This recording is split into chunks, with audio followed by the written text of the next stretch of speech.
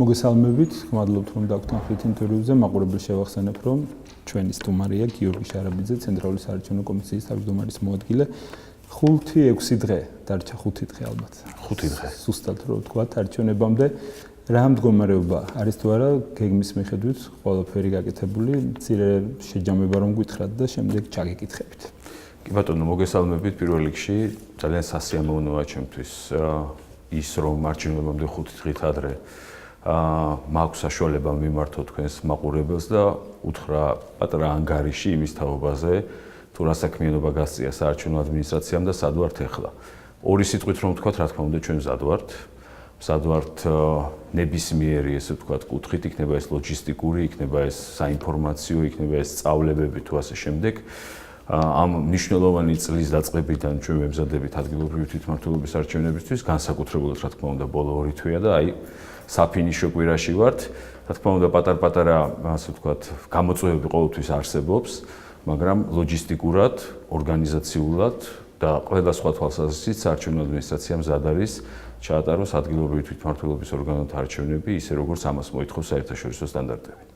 ამ თვითონ რა ეტაპია სიების დაზუსტება, კორექტივების შეტანა, ეს ყველაფერი მორჩა თუ ჯერ კიდევ არის ინფორმაცია, რაც ამორჩეველმა უნდა მიიღოს ამ რამდენიმე დღის განმავლობაში თქვენგან? რაც შეეხება ამორჩეველთა სიების დაზუსტებას, ეს ვადა რა თქმა უნდა დამთავრდა 3 ოქტომბერს.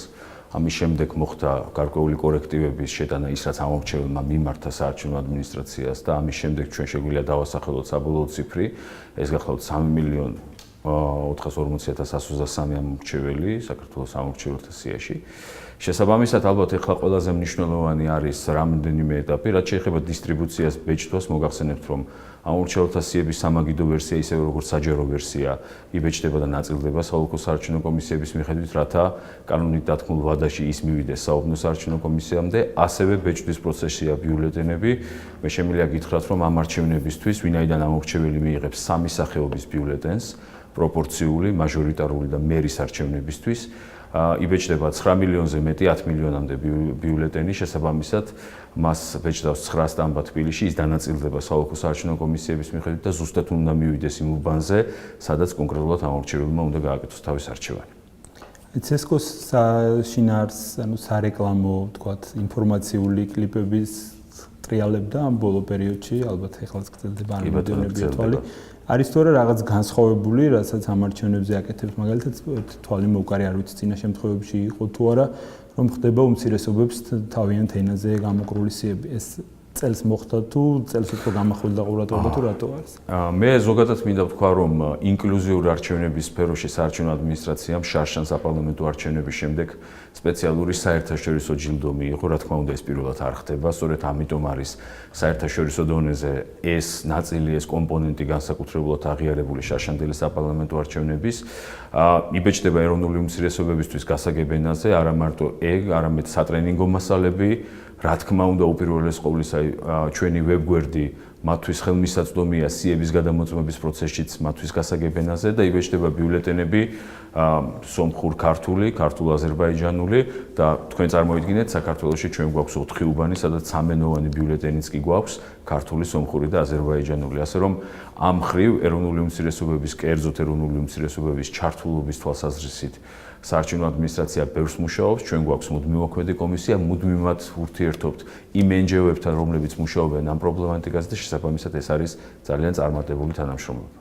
კი, რამდენიმე არასამთავრობო ორგანიზაციამ წინა საარჩევნო პერიოდის დაკვირვების პირველადი ანგარიშები, შუალედური ანგარიშები წარმოადგინა, ერთ-ერთი ბოლო იყო სამართლიანი არჩევნების ანგარიში, თუმცა გადავხედეთ, ძირითადი პრეტენზიები არის საუბნო კომისიების დაკომპლექტების წესზე. იცნობ თუ არა ამ ანგარიშს, ჯერ ზოგადად იზიარებ თუ არა იქ მოყვანილ შენიშვნებს და შემდეგ კონკრეტულადაც ჩაგეკითხებით ამ ანგარიშს.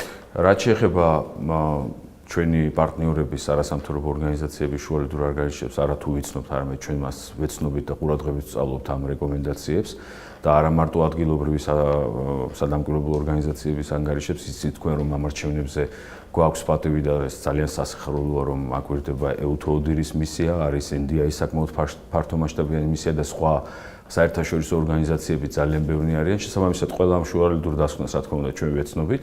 რაც შეეხება უბნების კომპლექტაციის წესს, მე არ მგონია რომ იქ წესზე იყო გამახვილებული ყურადღება, იმიტომ რომ წესი დიდი ხანია ასე მოქმედებს და ყველა ეტაპზე და ყველა დონეზე საარჩევნო ადმინისტრაციის წესი არის ერთნაირი.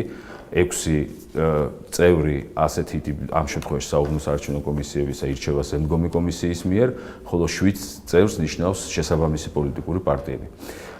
მე ვფიქრობ, პრეტენზია იყო თვითონ პროცესზე. მაგალითად აქვთ მოყვანილი ბათუმის 78 ოლქზე, როცა პირდაპირ წერი ანგარიში, რომ ფორმალური იყო შერჩევა და საოლქოს თავმჯდომარემ გამოაცხადა, რომ მე წავიღებთ ახლა ამ სიებს და 4 დღის შემდეგ 4 დღიანი ვადა გვაქვს საბოლოო წევრების შესარჩევად. ასევე იყო პრეტენზიები იმ კუთხით, რომ მოხდნენ ადამიანები საუბნო კომისიებში, რომლებსაც გასულ არჩევნებზე ჰქონდათ კანონმდებლობის დარღვევისთვის, ოქმების არასწორად შედგენისთვის დისციპლინური ჯარისახელები დაკისრებული. ამის თაობას წესზე არ არის საუბარი შინაარსი. მესმის. ამ შემთხვევაში ჩვენ საუბნო საარჩევნო კომისიის წევრების არჩევის სრული სტატისტიკა დავდეთ ძალიან მალე ამ არჩევნებიდან.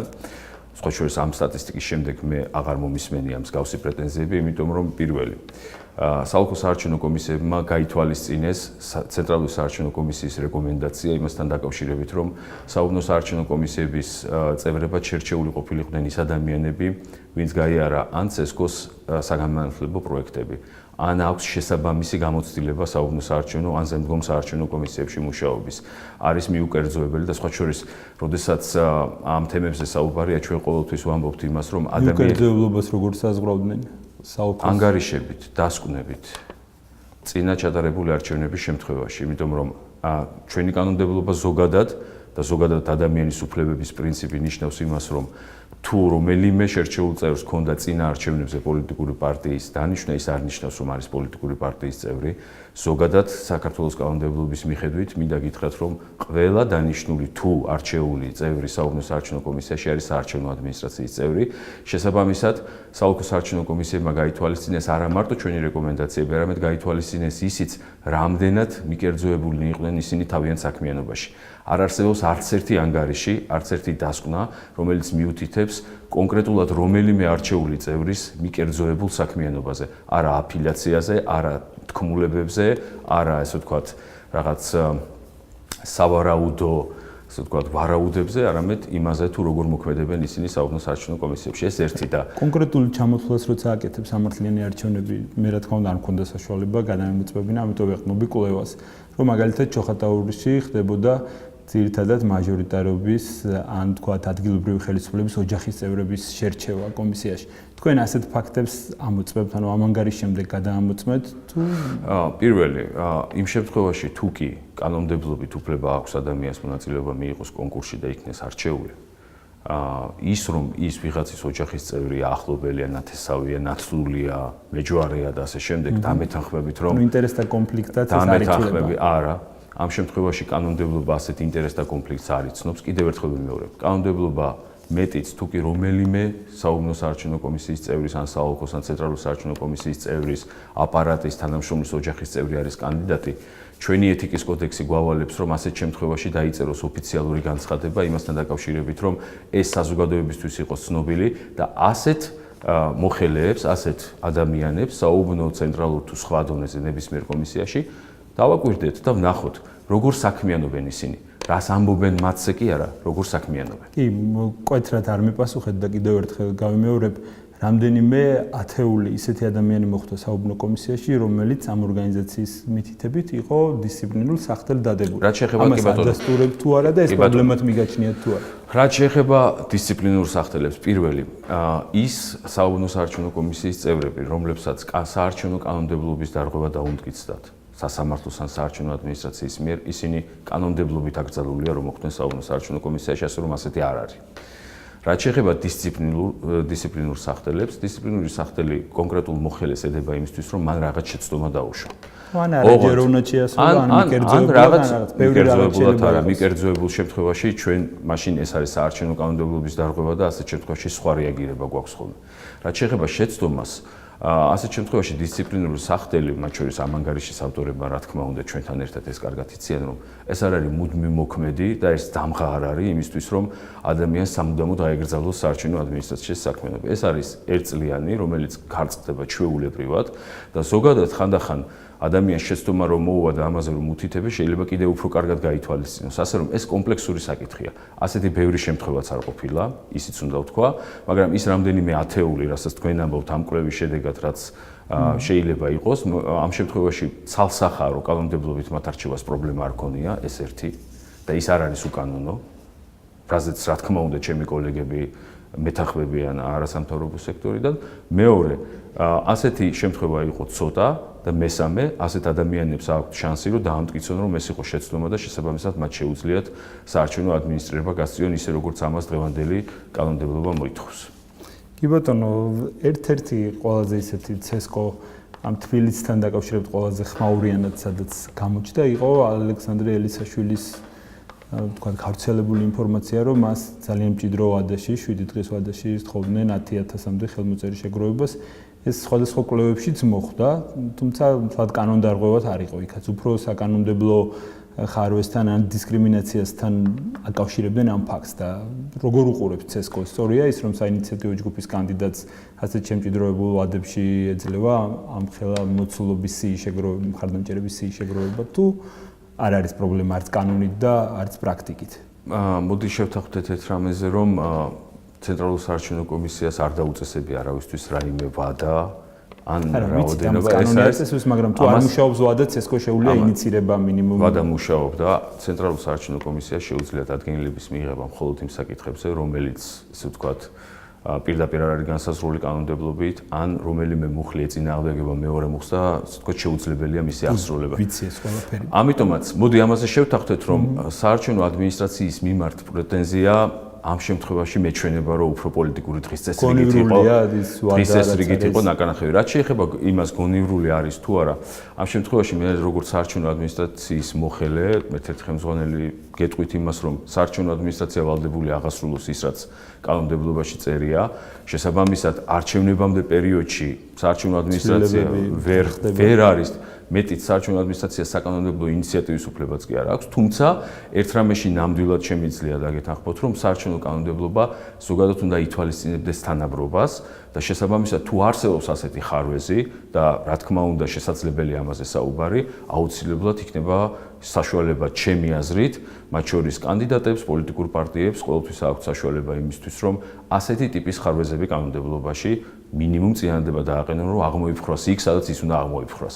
საარჩევნო ადმინისტრაციაში კიდევ ერთხელ თქვენგან უბრალოდ მოლოდინი გვაქვს ალბათ საზოგადოებას, რომ თქვათ ეს ვადა არ არის ლადგონივრული ან შიდა საუბრებში მაინც სადღაც დაფიქსირდეს, რომ ეს არის პრობლემა და იმიტომ რომ არასამთავრობოები წერენ, რომ ეს არის დისკრიმინაციული, თქვათ პარტია, რომელიც არის დიდი ინსტიტუცია, იგივე პირობებშია ჩაბმებულიო, როგორც მესმის ყველა არგუმენტი, თუმცა ჩემს კოლეგებს არასამთავრობო ორგანიზაციებისთვის პირადადაც მithქვამს და შემიძლია თქვენი საშუალებითაც უთხრა, რომ თუ ეს პრობლემა მათ შეუძლიათ საკანონმდებლო წინადადება დააყენონ ნებისმიერ დროს, ნებისმიერი ახალი, ასე ვთქვათ, ცვლილებების კონტექსტში და დარწმუნებული ვარ შესაბამისი დასაბუთების პირობებში ეს ყველაფერი გაზიარებული იქნება. კიდევ ერთხელ ვიმეორებ, ამ შემთხვევაში საარჩევნო ადმინისტრაციის მიმართ პრეტენზია მე მგონია იყო უფრო პოლიტიკური დღის წესრიგით ნაკარნახევი, თუმცა ის თუ კანონმდებლობაში ხარვეზია, შეგვიძლია რა თქმა უნდა ჩვენთან ერთად მსჯელობით დავაყენოთ ერთად საკანონმდებლო წინადადება და დარწმუნებული ვარ, რომ ის გამოსწორდა. კი, ყველა არჩევნებზე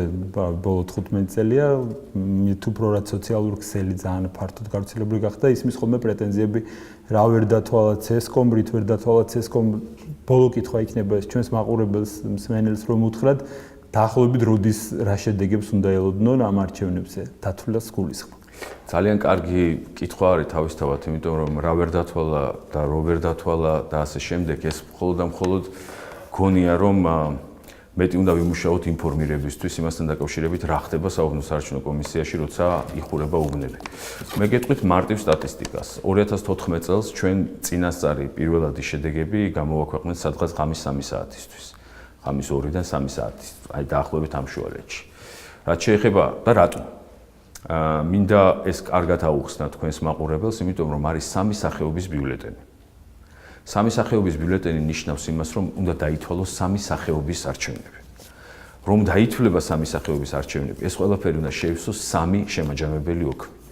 გარდა ამისა, ყველა ეს მასალა უნდა შეიფუთოს კანონის შესაბამისად და ეს კანონი ნაბიჯებად არის გაწერილი, ასე რომ არ შეიძლება ციფრები მივიღოთ და საარჩევნო ადმინისტრაცია ტელეფონით გამოგზავნილი ციფრებით ვერ გამოაცხადებს წინასწარ შედეგებს. ჩვენ უნდა მივიღოთ ოფიციალური დოკუმენტაცია.